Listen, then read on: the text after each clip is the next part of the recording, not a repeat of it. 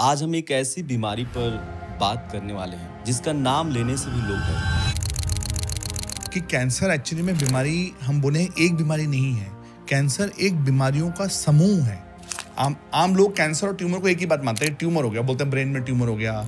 तो जब किसी भी ट्यूमर के अंदर सेकेंड स्टेप एक्टिवेट होता है तभी वो कैंसर बनता है या कार्सिनोजेनेसिस पूरा होता है।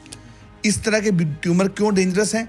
क्योंकि अब ये ब्रेन में जा सकते हैं, बोन्स में जा सकते हैं, वो लंग्स में जा सकते हैं, वो बाकी बॉडी के ऑर्गन्स को भी इफेक्ट कर देते हैं। कि 2030 तक कैंसर से होने वाली मौतें जो हैं वो हार्ट अटैक को या हार्ट के रिलेटेड डिजीज को भी या डेथ को भी ओवरपावर कर जाएंगे। कैंसर अगर किसी को हो गया तो सीधा कैंसर का जो कनेक्शन है वो डेथ से है।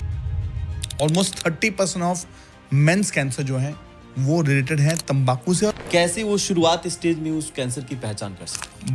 बहुत इंपॉर्टेंट आई थिंक सवाल है ये। इसके बारे में जानना बहुत जरूरी है जी।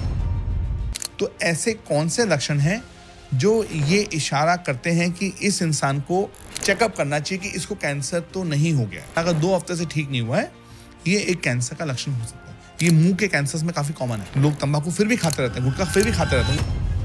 सेक्स के दौरान ब्लीडिंग हो जाए किसी, वो सर्वाइकल कैंसर का लक्षण हो सकता है, वो बच्चेदानी के कैंसर का लक्षण हो सकता है। तो फीमेल्स के लिए एक जो सबसे इजी चीज कर सकते हैं वो है ब्रेस्ट सेल्फ एग्जामिनेशन। जब आप नहा रहे हैं या थोड़ा कंफर्टेबल है, वो मिरर के सामने खड़े होके अपने दोनों ब्रेस्ट को धीरे धीरे अपने हाथ से पैल्पेट कर सकते हैं, दोनों हाथ को, ठीक है। लेकिन हर लेडी अगर अपने ब्रेस्ट के प्रति अवेयर रहेगी तो उनके लिए अच्छा है चीज।